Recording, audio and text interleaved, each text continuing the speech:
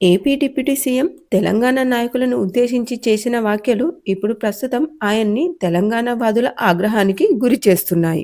ఇంతకీ ఆయన ఏమన్నారంటే, గోదావరి జిల్లాలో కనిపించే పచ్చదనంపై తెలంగాణ నాయకులు దిష్టి పెట్టారని, నరుడి దిష్టికి రాయి కూడా పగిలిపోతుందని అంటారు అని పవన్ కళ్యాణ్ చేసిన కామెంట్స్ పై తెలంగాణ నాయకులు పగ్గుమన్నారు.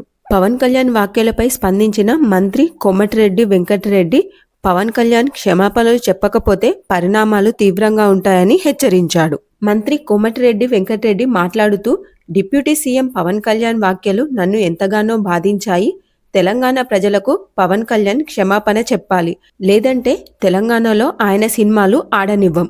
ఒక్క థియేటర్లో కూడా పవన్ సినిమా విడుదల కాదు.